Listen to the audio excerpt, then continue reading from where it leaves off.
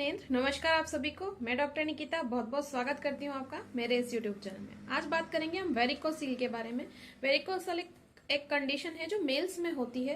Testis की अगर veins एंगोज्ड हो जाए और बहुत हार्ड हो जाए तो काफी सारे सिम्टम्स आने लगते हैं, काफी सारी तकलीफें होने लगती है और कई बार सिम्टम लेस भी होती है। लेकिन 70% जो इनफर्टिलिटी है मेल्स की, उसमें ये बहुत महत्वपूर्ण रोल निभाती है। तो वीडियो जो है इसी के बारे में है कि क्या कारण होते हैं जिसके कारण आपको वेरिकोसील की कंडीशन का सामना करना पड़ता है, क्या सिम्टम्स रहते हैं, कैसे आप डायग्नोसिस कर सकते हैं, क्योंकि कई बार ये अनडायग्नोज रहता है बहुत समय तक और एक्सीडेंटली कई बार आपको पता चलता है कि जब आप वेरिकोसील के लिए नहीं और किसी प्रॉब्लम के लिए जाते हैं तो डॉक्टर से कंसल्ट करते हैं तो पता चलता है, या फिर इनफर्टिलिटी जब कॉज होती है तब पता चलता है। तो कैसे आप जल्द से जल्द इसको डायग्नोज कर सके और इसका जल्दी से जल्दी ट्रीटमेंट कर सके, क्योंकि अगर आप इसको होम्योपैथी से ठीक करना चाहते हैं तो जितना जल्दी डायग्नोज करेंगे उतना जल्दी इसमें रिजल्ट आपको मिलेगा।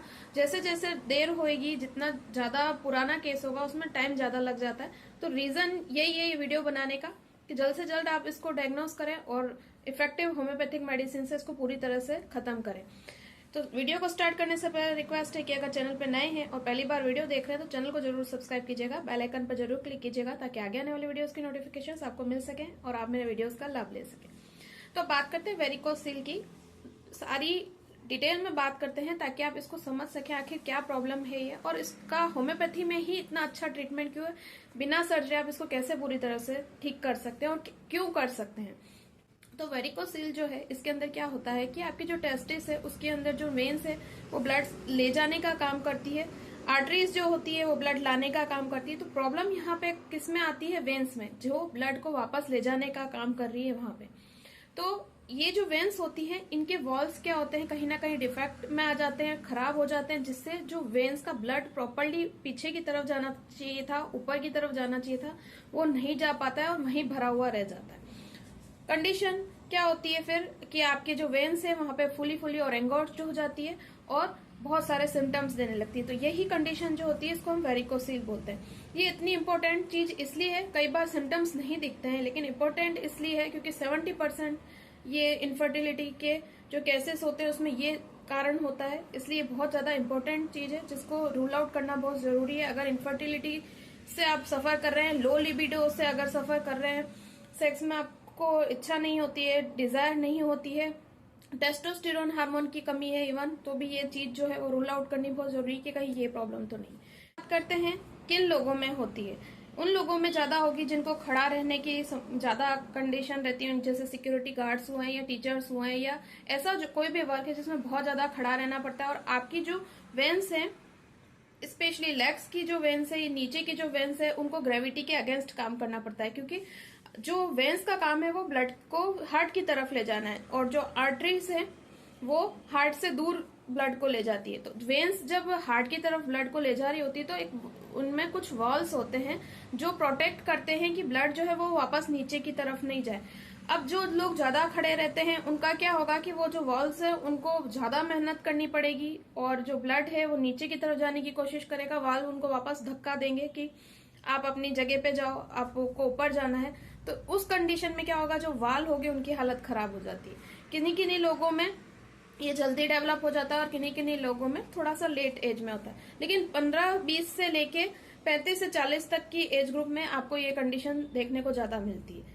तो ये तो था रिस्क फैक्टर, किन लोगों को ज्यादा होता है, जिनको खड़ा ज्यादा रहना पड़ता है, उन लोगों को आप सोच सकते हैं कि ज्यादा ये कंडीशन होने की संभावना है। अब बात करते हैं सिम्टम्स की।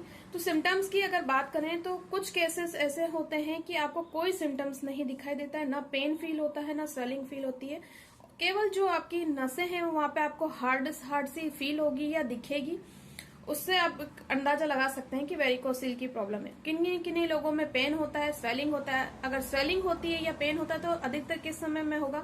शाम के समय में होगा, क्योंकि पूरा टाइम इंसान खड़ा है, कोई भी पर्सन खड़ा है, तो तब तक जब तक वाल्व थकेंगे तब तक उनको थोड़ा टाइम लगेगा और फिर जैसे ही आप शाम को जाके लेटते हैं तो ये जो कंडीशन है वो थोड़ी कम हो जाती है और जो वेरिकोसील का पेन है, स्वेलिंग है, जो भी सिम्टम्स है वो थोड़े कम होते जाते हैं, क्योंकि ब्लड फ्लो थोड़ा सा इजी हो जाता है जब आप लेटते हैं तो। और जैसे ही आप मॉर्निंग में देखते हैं इसके सिम्टम्स, तो मॉर्निंग में कई बार सिम्टम्स अगर बहुत कम कंडीशन खराब है या बहुत हल्की फुल्की स्थिति आपकी स्टार्ट हुई है अभी, तो मॉर्निंग में आपको बिल्कुल भी सिम्टम्स फील नहीं होंगे।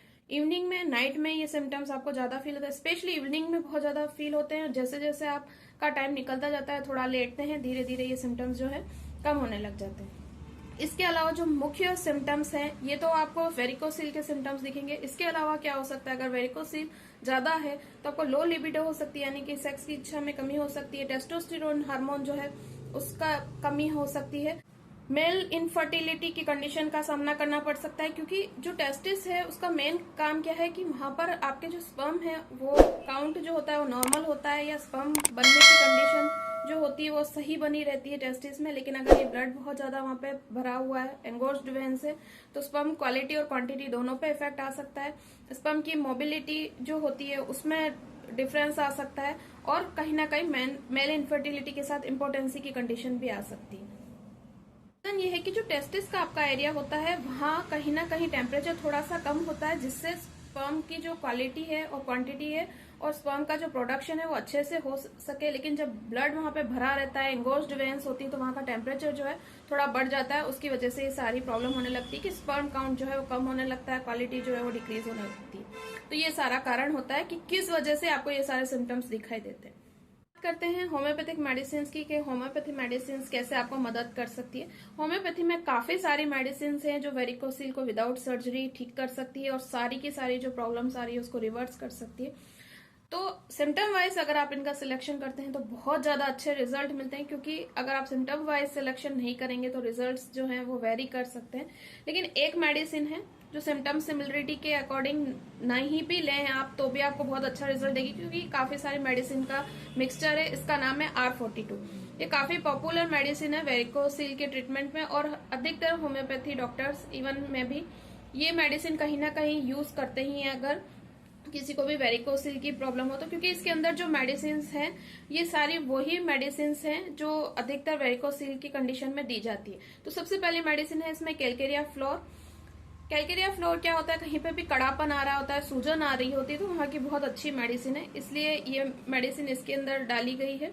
दूसरी मेडिसिन जो है वो हेमामिलिस। हेमामिलिस जो है वो वेरिकोस वेन हो या वेरिकोसिल की कंडीशन हो, जहाँ पे भी एंगोर्स्ड वेन है और जहाँ पे वेनस ब्लड की प्रॉब्लम है, यहाँ तक कि जो डार्क ब्लीडिंग होती है उसमें भी मेडिसिन यूज ली जाती है। तो वीनस ब्लड जहाँ पे गड़बड़ हो रहा है वहाँ पे इस मेडिसिन का बहुत अच्छा रोल है हेमामिलिस का। पल्साटिला भी बहुत अच्छी मेडिसिन है वेरिकोसिल की, इसके अंदर मिक्स की हुई है R42 के अंदर। ये वेरिकोसिल के काफी सारी ऐसी कंडीशन जब वार्म रूम में प्रॉब्लम बढ़ती है और ठंडे ओपन एयर में जब आपकी प्रॉब्लम कम होती है तो ये मेडिसिन बहुत अच्छी काम करती है पल्साटिला। वाइप्रा भी बहुत अच्छी मेडिसिन है जो इसके अंदर मिक्स की गई है, वेरिकोस वेन्स में बहुत अच्छा काम करती है। इसका भी जो एक्शन है वो वीनस ब्लड पे बहुत अच्छा है।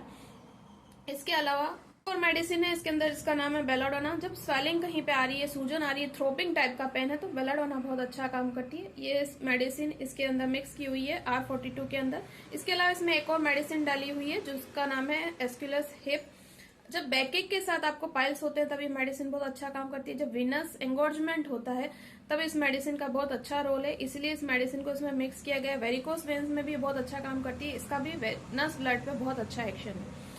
और जब कहीं चुभन वाला दर्द होता है तो भी ये मेडिसिन बहुत अच्छा काम करती है। तो ये सारी ही मेडिसिन मिलके आपको R42 में इसका मिक्सचर मिलेगा। अगर आप ये मेडिसिन लेना चाहते हैं वेरिकोस वेन्स में, मैं आगे आपको सिम्टम वाइज भी होम्योपैथिक मेडिसिन बताऊंगी, लेकिन अगर आपको कोई मेडिसिन समझ में नहीं आती है सिम्टम्स के अकॉर्डिंग तो आप ये मेडिसिन वेरिकोसिल के कंडीशन में ले सकते हैं। बहुत यूजफुल है ये मेडिसिन और काफी अच्छे इसके रिजल्ट है।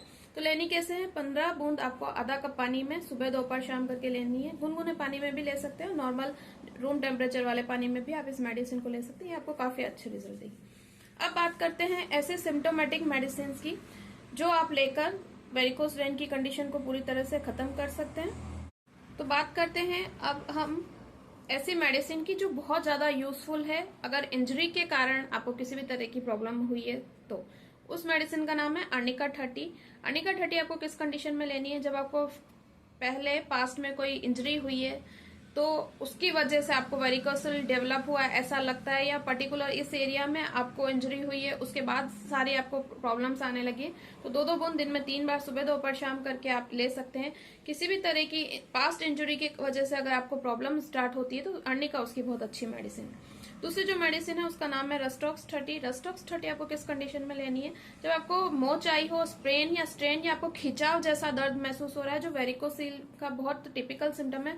काफी सारे वेरिकोसील के सिम्टम्स जो पेशेंट्स होते हैं उनमें ये सिम्टम दिखाई देता है कि खिंचाव जैसा उनको दर्द होता है। अगर खिंचाव जैसा आपको दर्द हो रहा है तो आप रस्टॉक्स मेडिसिन ले सकते हैं। और नमी वाले मौसम में स्पेशली अगर आपकी जो तकलीफ है वो बढ़ जाती है तो 2-2 बूंद दिन में 3 बार सुबह दोपहर शाम करके आप ले सकते हैं। आपकी जो प्रॉब्लम है इससे काफी ठीक हो जाएगी। इसके अलावा बात करते हैं पल्साटिला की। पल्साटिला का मैं आपको एक्शन बता ही चुकी हूँ, बहुत अच्छी मेडिसिन है वेरिकोसिल में।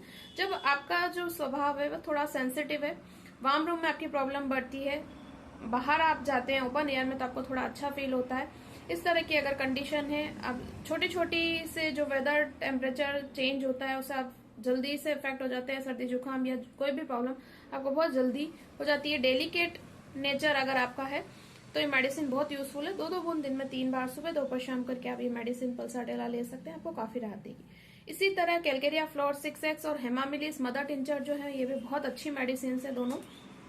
जब कड़ापन आ रहा है, जब स्टोनी हार्डनेस महसूस हो रही है, तब कैलकेरिया फ्लोर 6X बहुत अच्छी मेडिसिन है। और हेमामेलिस उस कंडीशन में बहुत अच्छी मेडिसिन है जब वीनस एंगोर्जमेंट है और आपको जो पर्टिकुलर एरिया है वो थोड़ा डार्क दिखाई दे रहा है तो आप हेमामेलिस मदर टिंचर का यूज कर सकते हैं।